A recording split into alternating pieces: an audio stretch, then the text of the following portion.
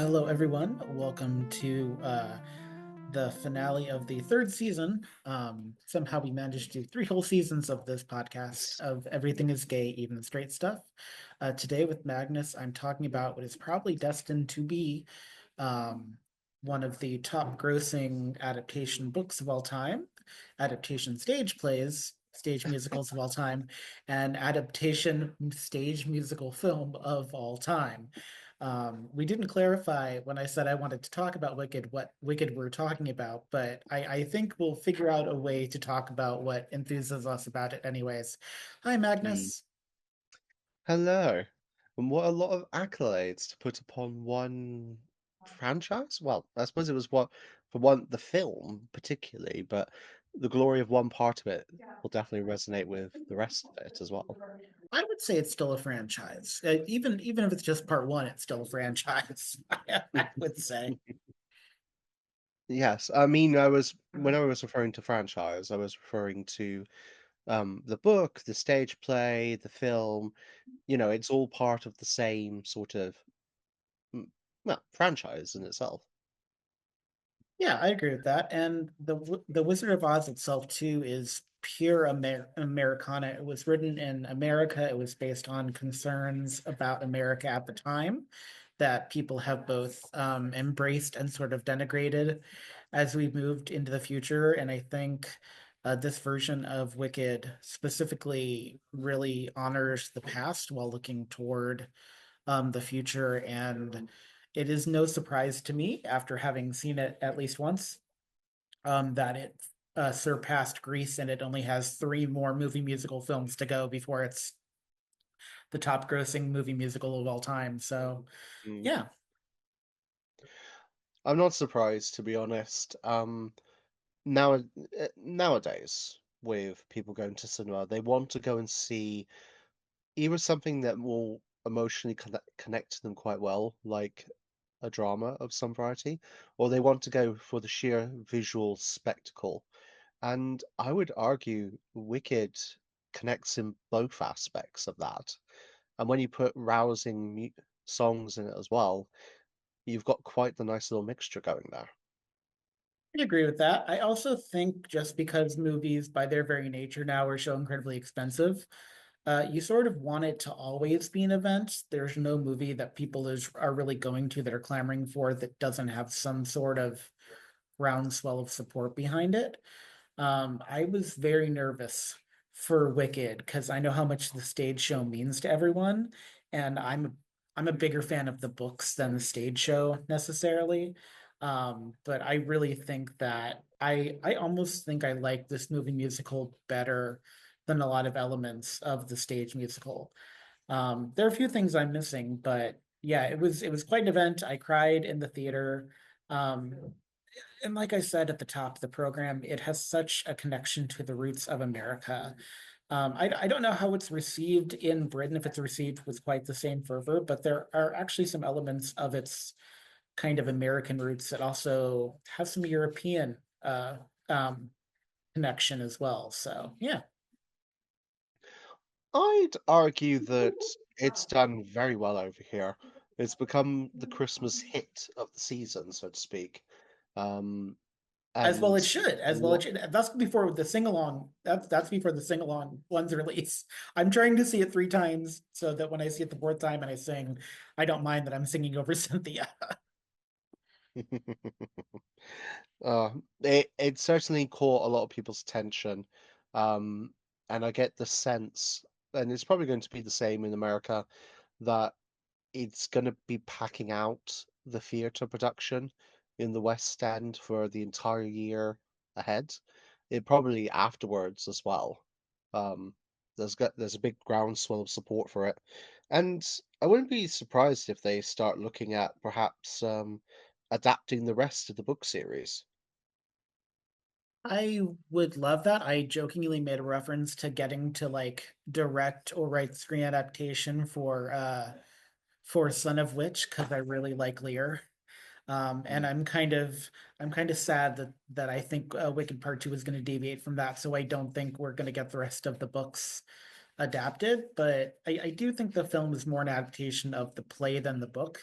There are some nods to the book that I really like, but it really does feel sort of like a musical property based on the play rather than the Gregory Maguire book. Mm. It's not Well, you bad. never. It's not bad, just different, which is You know, fine. exactly, and you never. The thing is, you never know. It feels as if film producers are always keeping an eye open for openings to make new franchises from, like something that's a sellout hit and such. Look at Red, White, and Royal Blue, for example.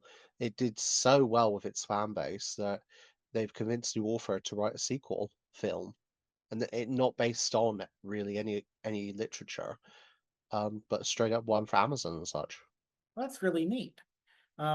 I will say that I have been very skeptical in the past, even Mm, on this podcast, about things that are sort of the start of a franchise or having something being franchised to death.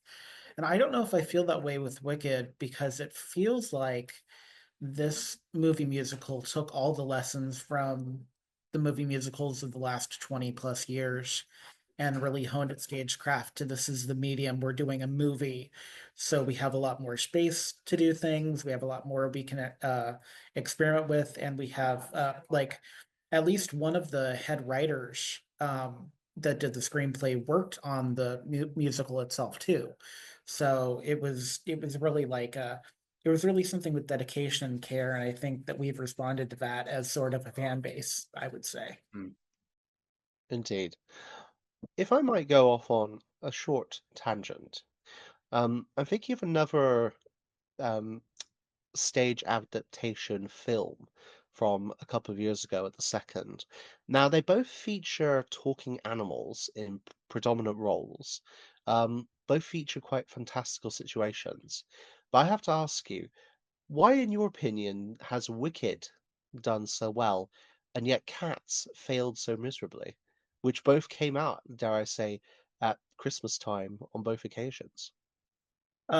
Because didn't quite Cats rushed itself to theaters, by the way. I think part of it is there's an uncanny valley aspect to Cats that Mm, is really hard to deny. Like it's sort of like the Polar Express movie came out, and the thing that everyone focused on after getting through the delight of the story was how much of a nightmare fuel all the faces looked because they were very computerized. And I think Cats, and to a lesser extent, both the Jungle Book and Lion King remakes fall into the trap of we want to rush to get this out so computer people can just do anything very quickly because they don't have to move, sort of thing. mm, And I think that's sort of the issue that Cats had was it got rushed, so there was a lot of like tech stuff that didn't happen. The biggest problem though with Cats is that people go in expecting a musical and they get a musical review. Cats really doesn't have a story per se. There's a very loose semblance of a story based on I think it was Andrew Lloyd Webber's Cocaine Bender Weekends writing the show, which is a known phenomenon. It's not something I'm slandering his name worth. Like it's well known he was on drugs during this time period, even if he hasn't like specifically said the words. And so Cats is a tradition where it's better on stage mm, because it's a musical review and you're just singing pieces of music. And by about the third song, you realize it's not really about the story. And mm, so you can kind of get away with more with Cats on stage. But the mm, film was trying to take it too seriously, trying to craft story where there really wasn't one. mm, Um, and also all of the cameos in Cats more or less felt very they felt kind of gratuitous. Like they mm. casted people that really weren't necessarily singers. There was a lot of James Corden, more James Corden Ah, than anyone really needs. Which I mentioned because Wicked, they had the whole thing of please keep James Corden away from Wicked and got all those mm, signatures about that. I feel kind of bad for him at this point because I think he's done it of its own making. But it is something when mm, people put a petition out to keep you away from something that wasn't even in production at that point, I don't think. But yeah, Cats was really rushed. Cats doesn't really have a story. Cats really isn't made to be anything other than a stage show. Mm, The we had a version of Cats that was filmed, and it was a stage version in like the early 90s or something. And that's perfectly fine. It's a little cheesy, but Cats is a little cheesy as a show. So Cats is fine. It's never going to be my favorite musical, but I know people love it deeply, but it's not something you go to see to experience catharsis, to experience a hero's journey, to mm, experience traveling. It's a show that yeah. takes place in a junkyard, Mm, essentially. Like that's what it is. And it's just about yeah. cats. It's not that deep. Mm. So you mentioned before that you felt that Wicked had learned the lessons of previous adaptations, um, maybe Cats to a minor degree, but probably other ones as well. What kind of lessons do you think it did learn? I think it learned going all the way back to 1997 Cinderella, the ABC version with Whitney Houston and Brandy, that took the idea of the TV telecast and made it their own. It had a signature styles to it. It was something where even kind of the quote unquote issues of it, like the fact that a white king and a black queen had a Filipino baby, it was just not a thing because it was such an awesome production that had a lot of talent and heart behind it. Like basically, I could go on and on about 97 Cinderella because it became a classic standard for so many people. And in fact, I think that Wicked will be that standard for people of a much younger generation than me. But like Mm, I can see references from even things like Jingle Jangle in it, in the way they did the dancing, and the way they did the shots of the feet with dancing. I can see bits of The Greatest Showman in there. I can even see what was the other one I was saying the other day? But I can see bits of where we've come post Sound of Music in there, like all the way back to 97, Cinderella. But definitely, like, you can tell that John M. Chu does not live in a vacuum. And he was like, if we're going to do this, we're going to do this right and well. And I think the results speak for themselves just based on how much money it's made. Because, like, yeah, people get bored, but remember how much movie tickets cost. If you're bored and you don't have movie money, you're not going to go to see money. People are prioritizing Wicked. I have prioritized Wicked. Um, I will say I do like mm, it better in 2D. The first showing I went to, I did not sign up for a 3D, and I ended up in a 3D showing. I do think mm, this is a case of 3D doesn't necessarily enhance it. I'm not mad about it, but like I don't need to see it in 3D. mm. I don't think Yeah. we're quite there stepwise yet. And also I don't know that 3D movie technology is ever something I'm gonna need explicitly. E- yes, 3D technology in regards to filmography has never been really something I've been 100% behind. I can see to an extent with some films how I don't know, increase immersion, you could say, Yeah. but I see it more as a gimmick. I don't think it adds a huge amount, and for some films it's needless, but there was a period about 6, 7 years ago, 8 maybe, when they were really pushing 3D as the next big innovation, and yeah, it just never took off in the And cinema. then they tried to speed up the rate of the film speed. I remember with the Hobbit films especially, they were like, "Come watch it in like three times speed," and everybody that watched it got like ill because it was too quick. Then our eyeballs couldn't keep up with the pace of the film. Mm, Um, yeah, even back to the 50s when they were starting to do 3D films, like there's a couple of Vincent Price films. House of Wax is one I specifically think of, where it was billed as 3D, but there were other shocks associated with it, so the effects of 3D were mitigated. But we've mm, never really had a moving going experience where 3D was made better. Polar Express was a movie specifically made to fit 3D into it. There's a whole like scene in the Polar Express film where there's like they're on the train and then the train all of a sudden is like a roller coaster ride. And the mm, reason that is in the film is because that was the main use of the 3D glasses element that people had. And you can really tell it's very distracting because it's not the tone of the book at all. Um, yes. but it's very thrilling because it was 3D. Yeah, the best part about 3D in, I think, probably Wicked is that they do that great shot through the OSHA non-compliant library ladders in Shiz. But generally speaking, it's fine in 3D, but it's better in 2D when everything at the Yes. corner of your vision is not blurry. It's my opinion. So Mm. I think it's a very valid point. At the end of the day, people are going to go and watch a film or a television series because they want to watch what's going on. They want to behold the story going before their eyes. They don't want to be distracted by little niggles here and there, or feeling uncomfortable or discomforted by the presence of something on their face, which they have, or like their eyes getting strained as well. They want to be able to focus and or let themselves relax on what's happening. And 3D often sadly just gets in the way. Um I and will. Oh, no, go ahead. yes, go Sorry. on. Yeah.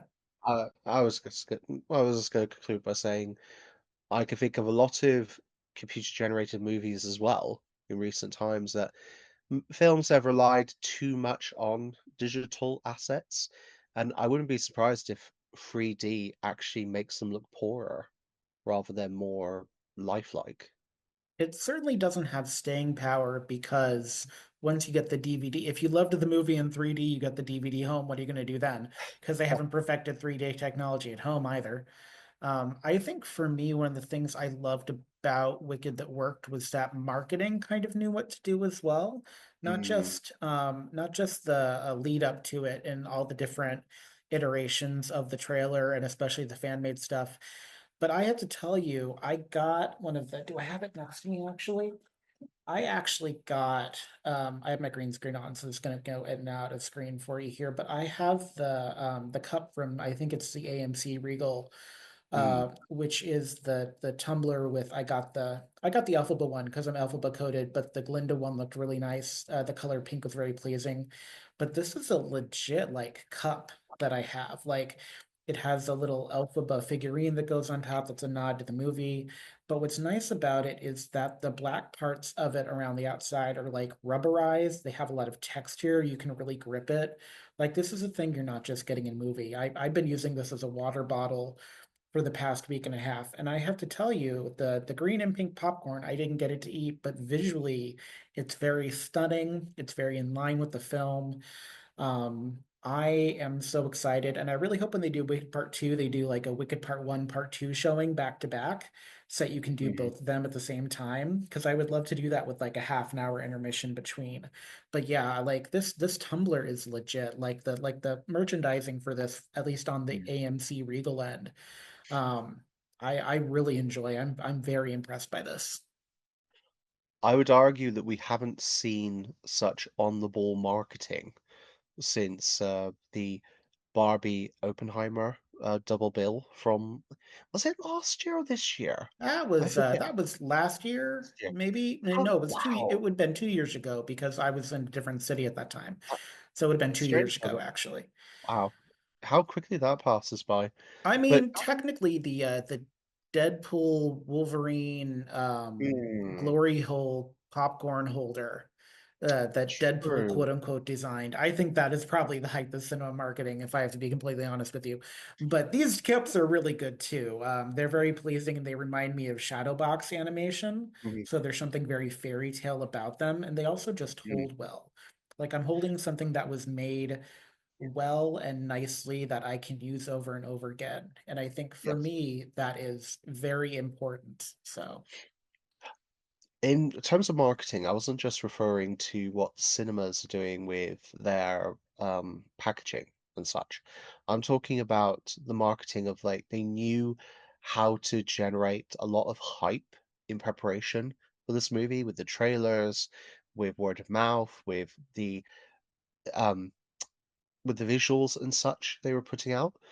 And it makes me do think akin to how on point Barbie and such were with its messaging. And because of that, you're now seeing an effect of people going online saying they cried towards the end of Wicked, that they had such a reaction to it, and that they will be going to watch it again.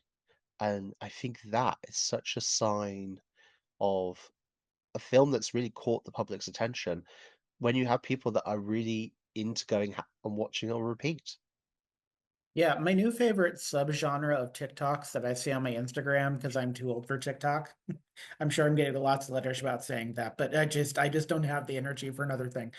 Um, is the subgenre of quote unquote non-theater straight guys that went to see Wicked begrudgingly, and almost all of them now have a TikTok about how moved they were by Wicked.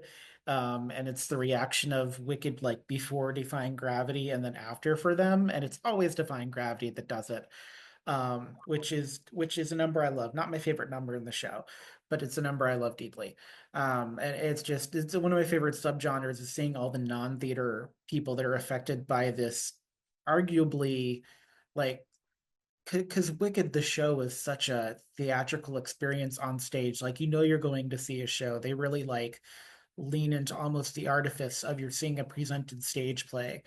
And it's so kind of weird and wonderful and amusing to see all the straight people that went to Wicked and like came out converted to it. And Mm, I find that very amusing for a few very delightful reasons. No mm. hate, welcome to the fandom. Like I'm not gaping it. This is me giving you a warm and loving welcome, kind of thing.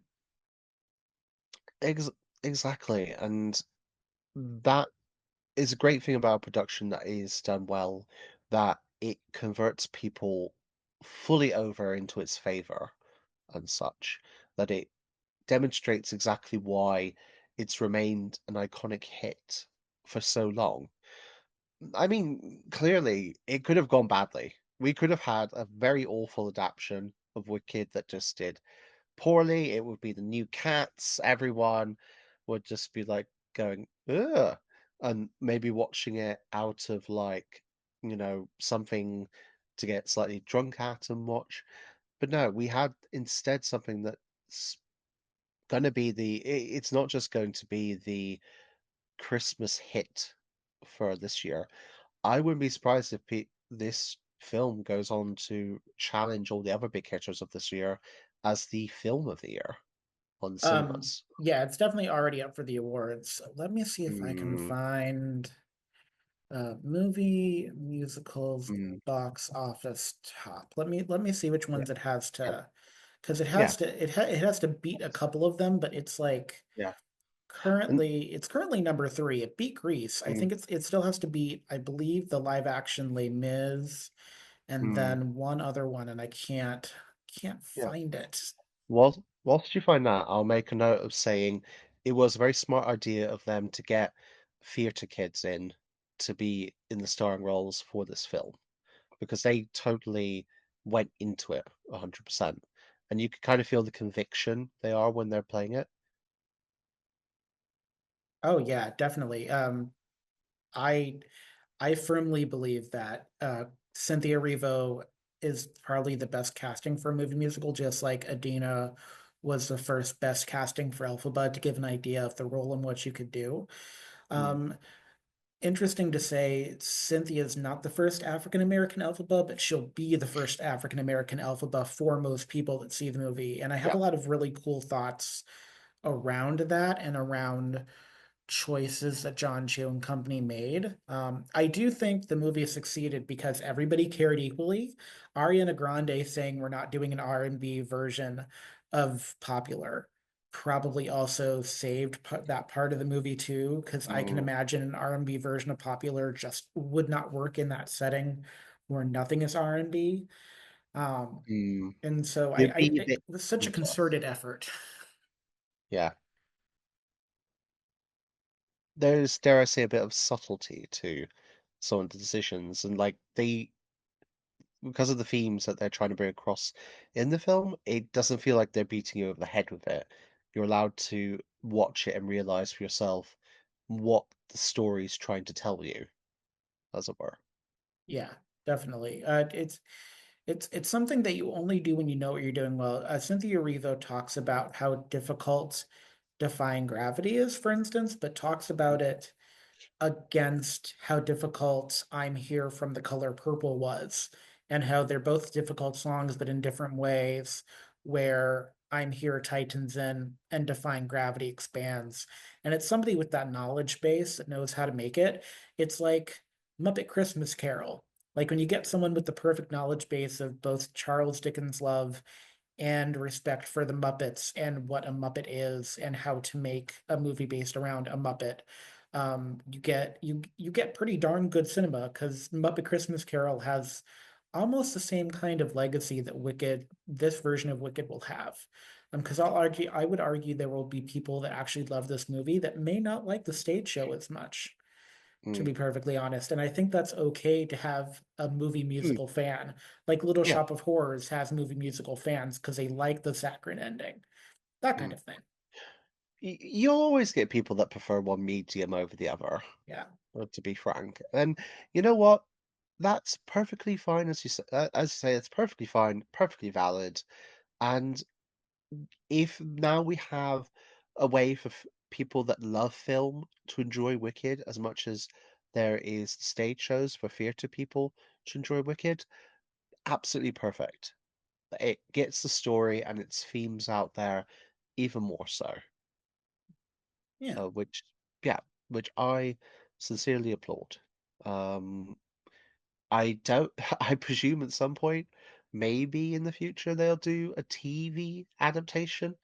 Um, you know, producers will try anything at the end of the day. It just depends whether it would actually translate into a more long format sort of thing. I mean, Universal, I don't know if Universal has its own streaming service, but I know that Universal has worked with other streaming services. So I would not be surprised if they can't figure out how to if the person writing off into the sunset from the very, very opening. I'm going to spoil it, by the way, because there's no other way to do this. But if you've Googled anything for Wicked at all about Easter eggs, you've seen this. I'm not convinced that the person on horseback at the very beginning riding away from the castle is who everyone thinks it is. Um, I partially think that you could shoehorn the idea in that it is Lear. So if they wanted to do like a drama following more closely to the books, talking about Civil War and talking about like the descent into religious fervor that the books does, which is a little bit of what I'm missing from the film, but that's what I miss from the stage show as well.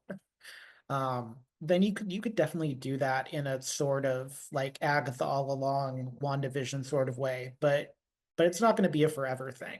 That's the thing. It's that part of the franchise is going to have a very special base as opposed to this, which is a little bit more general, allows for more people to fall in love with it. Mm. But then you can have the TV shows. It's just for me, and my besties. It won't last forever, but it'll be great. Hmm. In, indeed. It. Just trying to think of like what's a good point to go off from Yeah. here. Um, we're talking about why people love it. I wonder whether part of it is the visual juxtaposition between Elpatha and Galinda. Um, and the reason I say this is I'm not talking like racially or anything of that nature. Although we have had that delightful person in the former advisor to Trump going on about how this film is apparently anti-white. Oh yes, yes, yes, Um, yes. yeah, So yes, delightful. Um, yeah. sorry, you were going to say. No, so I just have a couple of things that I did want to bring up about that point. I'm glad you're bringing it up. Mm, One is that I don't think it's as washed out as some people have contended. I do mm, think people that are expecting kind of that MGM Technicolor are expecting something I'm not sure that we're doing anymore, just based upon how computer generated imagery is so ubiquitous in the film society now. Like I'm not sure you're ever going to get the kind of hyper pigmented color that we got in the actual Wizard of Oz. Um, the second thing is that there's something really cool this film does to really highlight the kind of racism that Elphaba goes through as a green skinned person. Um, it's not just the fact that Glinda is, white passing and blonde, but it also has to do with the idea of Shiz is incredibly racially diverse, and yet she's the only one with green skin, so she still stands out. They did this with playing with gender as well, having masculine and feminine presenting. They played with um, queerness levels. in Shiz, so it makes Alphaba stand out still, but it makes the messages of racism in the film even more pointed in a way because you can't just say, well, it's racist because Shiz is all white people, which is kind of how I view Shiz in the books themselves, except for like I think Fiero was tinted blue in the books. I can't remember. I know he has like diamond pattern skin or something like that, but it's from like the racism and the not quite homophobia, but a little bit of, you know, alpha bit being maybe slightly more masculine coded. Not quite, though I don't really want to like codify that, but the way that you create more diversity so it highlights just how other they've made Alphabet out to be just by virtue of who she is really present in this film and in a way that is terrifying but very insightful. And I very much Mhm. appreciate it. It's one of the things that I appreciate more than anything else about this. Mm, indeed. Uh, so my when I was going on about the pair, as it were, I was Yeah, meaning more of that people really get into visuals and they really get into um, having characters that they can focus on and relate to. And there's something about creating a pair, like, these two best friends, these two people in love, these two people that have a crush on each other. It's almost like having like two main characters that have equal footing with each other and seeing how their relationship bounces back and forth between each other in different and maybe it'd be an antagonistic role, maybe it'd be a positive role. There's something about it that really works well as a narrative device, and I think that's what people really get into. Um, to bring back former example, you saw that with Barbie and Ken, and they were both heavily focused in all the promotional materials together. Um, you've seen it in like I think part of the appeal for Captain America was how he bounced off Bucky, the Winter Soldier, and that they're dynamic. That's a good way of putting it. And the promotional material for Wicked has all been focused on the two at the end of the day. Um, and a little not bit to on be Jonathan Bailey. Some of I'm the very trailers very Jonathan Bailey heavy in a good way, not a criticism. it is, although I would argue I have not seen any flyers or posters that feature him. I've seen Um, a lot of fan made stuff that features him.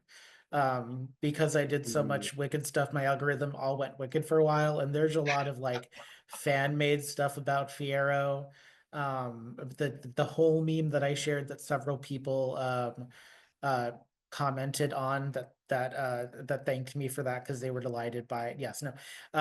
Yeah, it is all of the official stuff has really been about Glinda and Elfie, and I think that works really well.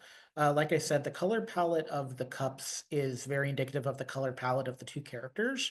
And even though I'm not Glinda coded, from far away, the pink looks just as good, if not better, than the green.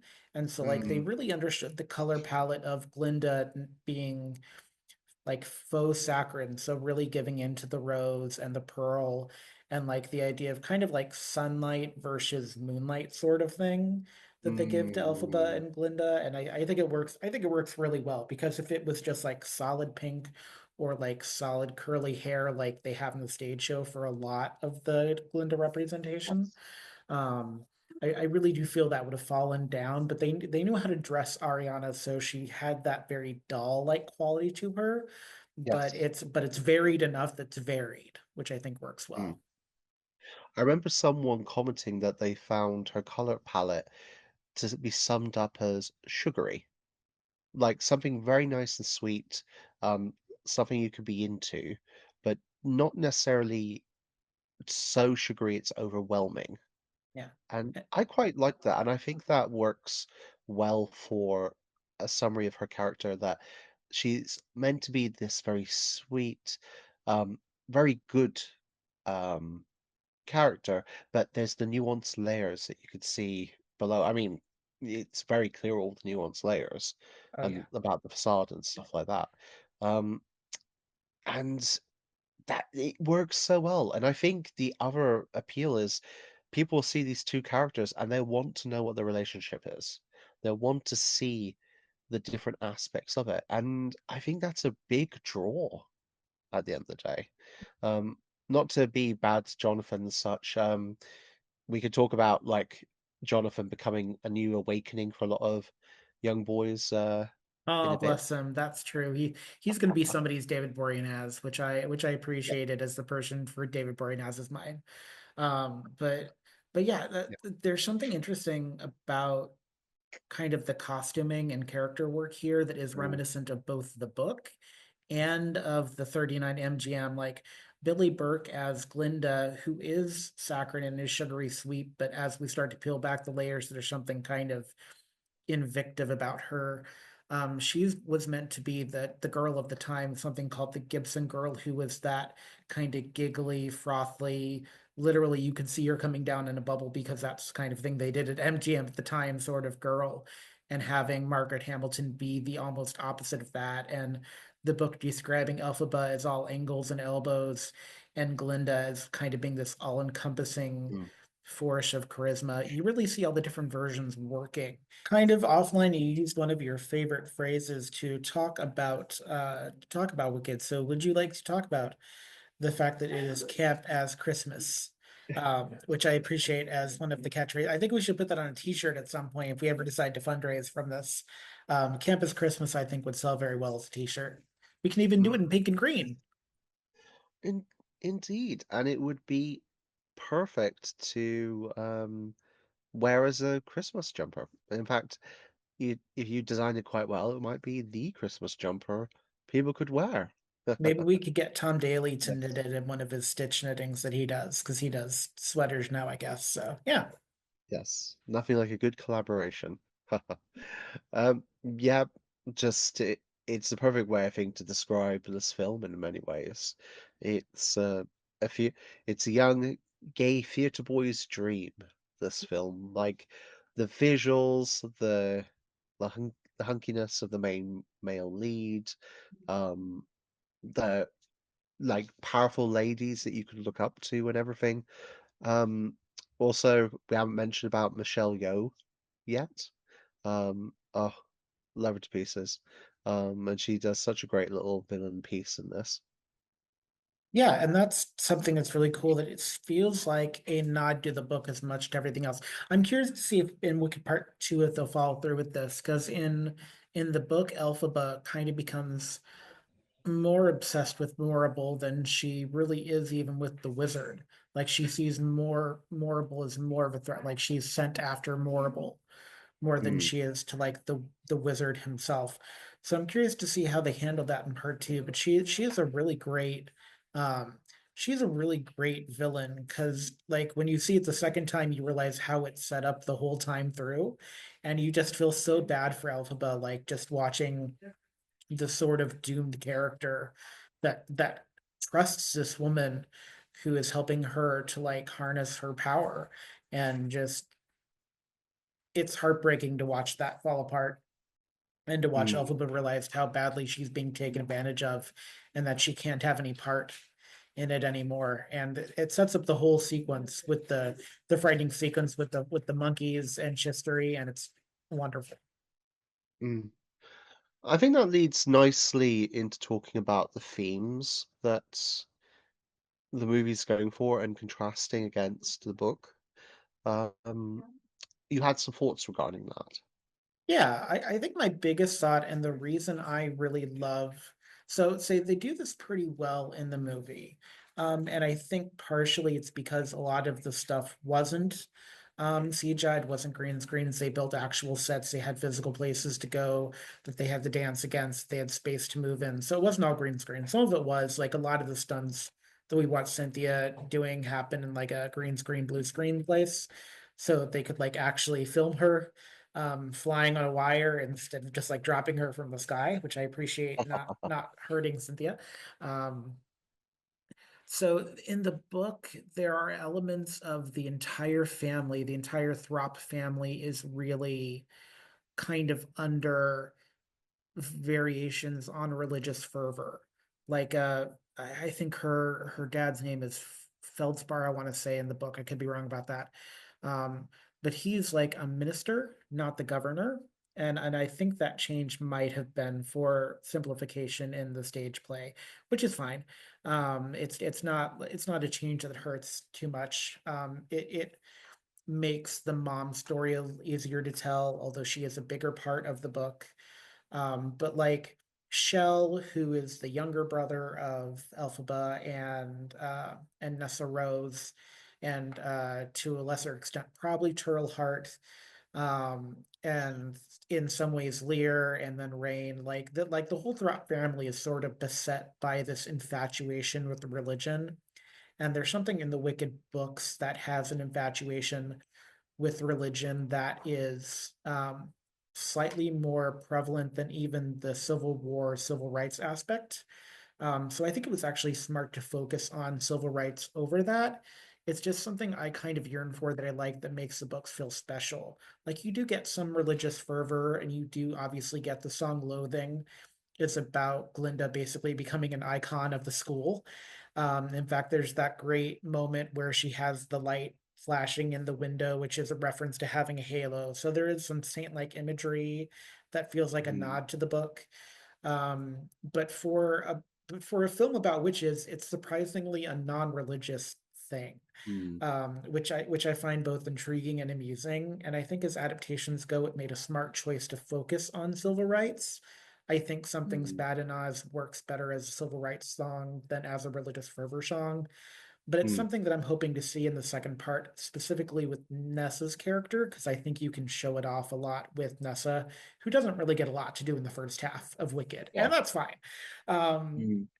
I'm sure there's more for Marissa Bode to do in part two. I think we got a little glimpse of that at the end of part one, so I'm excited for that in part two. Yes, I think people need to be prepared for part two. Um, Nobody's it prepared for gets, part two. It's gonna hurt. It's gonna hurt so bad, baby. It's gonna hurt so bad. yeah. In a way, part one is getting people in to see the story and such, and then I think part two is going to hit people quite a bit Yeah. with what it's going to go into. Um, we haven't mentioned about the fact that, to a great extent, after she rebels against authority, Elphaba is demonized. You know, she becomes the wicked. Um, no one mourns the wicked. Let not the wicked live. We have to take her down.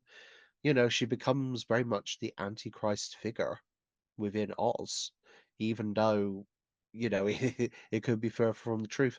But that's how she's cast and how she's told about to the people. Also, they hate her enough to make tapestries. Like, I cannot tell you how long it takes to paint a tapestry. The tapestries they have in, I think it's that Munchkin Land, or maybe it's Winky Country, whatever the opening city is, Mm, after the credits start rolling. But like where Glinda lands, they have a whole like billowing like version of her. It's a caricature. It's obviously a nod to political cartoonography demonizing someone. mm, But like it takes a long time to paint on canvas and things like that in a way that's going to stick the way it does. Like, so they were motivated in their hate. They weren't just made to like fear and loathe Elfie. Like they were made to like demonize her. Literally, yeah. she's not even the ultimate evil in Oz, either in the Frank Baum books or even in Greg and Maguire's Wicked. But like she's painted as that, and it's so like not just even knowing her story, but like the story of America seems almost wrapped up in this, which is fitting because Mm, Elphaba as a character is based on a suffragette who were also, kind of demonized and harangued as these sort of no fun women. And so it's an interesting thing to like you have to be real motivated to paint a caricature of someone on like canvas to hang around to billow in the wind for you. Like I that's a tall effigy they burn at the beginning. Like they had to be like I don't know how much I don't know if they started right after Nessa Rose died or what they did, but like that effigy was tall. That is like some Wicker Man nonsense level of tall. Like you have to be mm. like really Cool. in it to win it to make something that size. I'm just saying, like the full Yeah. guard alone. Like they really bought it hook, line, and sinker. It wasn't hard. Not a long road to hoe. And again, another religious connotation, as you're saying, like you've just made that connection. You know, gives you Wicker Man vibes, and Wicker Man was a heavy, like, religious film in many of its aspects. So again, it's not even being directly referencing, but because it's making you think in that way, that makes it interesting.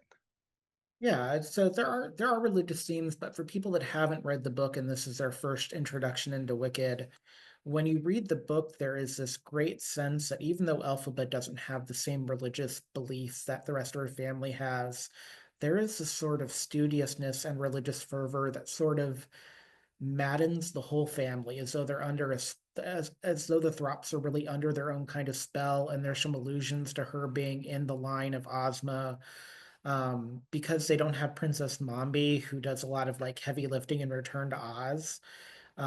They it's an interesting thing where like I want it, but I'm kind of glad it's not there because it would get in the way of the relationship with Dr. Dillamond. Um, I'm still back and forth on whether I like the fact that Dr. Dillamond's still alive, even though he's probably caged and it's hell. But like, yeah, there's something about how they play off the tones of religion, and I haven't I don't think I've seen a version of the stage show where I've ever been satisfied with any aspect of that, but I think it works in this film because they Mm, have the depth to do it in. Because the stage show really does feel like it's not deep enough, like not in plot, but like physical space. It always feels very much like Hello Dolly feels, where it's very presentational and the stage never feels quite big enough for what they're trying to do. That's always kind of how I feel. And I feel like the movie achieved something the stage show just couldn't do based on physical limitations. mm, indeed. And this actually goes to a good point about the fact that with the extra time and resources they had, they're able to go in more depth or to go to different places in this film adaptation. And Yeah. that's something I always enjoy about adaptations. Um, my partner's favorite Disney remake is Cinderella, one of the first ones they did. And he loves it because he feels it's faithful to the story. They got the perfect casting for it. And the things that they added were perfect like they added depth, they added reasoning and motivation to different characters and additional relationships, particularly say between Tremaine and the Archduke, their little connection and everything. Um, he thinks it's not out of place, and that's a very important thing for an adaptation to find stuff that it does it that's done well and makes sense within the context of its doing. Yeah, I can agree with that. I do have some issues with that version of Cinderella, but like in the lineage of Cinderella, it's probably one of the better Cinderella adaptations, pretty honestly. Mm, Um, yeah, I really enjoyed Wicked Part One, and not just because I cried, and not just because Cynthia's version of Wizard and I is maybe even better than Adina's version of Wizard and I. I'm always surprised at how early that is in the musical, and I was caught by surprise here the first time, but I think it's great. Some of the historical things my friend pointed out to me about how Oz references not a Victorian sensibility, but a very like I guess it's American Victorian sensibility. She explained it better than I ever could, but like the attention to detail in this film really made it in a way that makes it kind of unique, almost in Wizard of Oz film mythology. And it's such an exciting thing to be a fan of and to enjoy and to watch other people enjoy for the first time. I'm so happy about it. mm. And that's kind of the final thought that I wanted to give for me because I could talk about it a lot and I don't want this to be a 4 hour podcast because it could be. I got to say something for future podcasts where I reference back to it like when we do our Bo and Yang retrospective or something. Like I want to give time to talk about his version of Epiphany. Yes, indeed. And if we're doing concluding thoughts and such on Wicked, um, I mean, we don't have to. We can keep talking for another hour, but I know that it's rather late for you. So, yes. Um, Yeah, and sadly, I have to go in a second. So Yeah. I, yes. So yes, my concluding thoughts on Wicked. Um, I'm really glad that this got done. I mean, it would have been completely easy for them to have never moved forward with an adaptation from theater to film. You've had so many unfortunate ones that haven't worked out. We've discussed some of them today. Some have worked marvelously. I think the Les Mis film is held up quite well with some people, with how it did. But Wicked very much clearly knocked the ball out of the park. And as you say, it's probably going to end up being the most successful um, theatre to film adaptation, and will probably set the stage for quite a few other adaptations to come out um, in the future. I can't say which. I think that's something that I will turn to you in due course to ask about, which ones you think will be coming soon at some point. Probably Hades Um, Town. I'm gonna guess Hades Town. Not my favorite adaptation of that story, but I know everyone loves Hades Town. I'm in the minority on my dislike for Hades Town. It's not bad, it's just not for me, kind of thing. But it's fine. So but overall, I'm really glad it's got done. Because at the end of the day, we need variety in the cinema at the moment. Um, we're moving on past the block of films, the decade and a half of superhero content. Love my superheroes, don't get me wrong, but it's time for something new to come out. And hopefully this is some of the newness that we're seeing now. So yeah, that's my thoughts on it. we'll see. It's very exciting. I'm excited. I'm excited, and I'm glad to have spent these past 3 years doing everything is gay, even the straight stuff with you. I'm excited for season 4, and I'm excited to go and see Wicked again before I start going to see it in a sing along because I said I have to see it 3 times, and then I can do a sing along version. So I'm excited to get to my quota so that I can then do the sing Yeah. along one. And I wouldn't be surprised if a lot of people are going to join you in that. I appreciate that. All right. Well, thank you everyone for tuning in, and we'll catch you next time on Everything is Gay, even the straight stuff.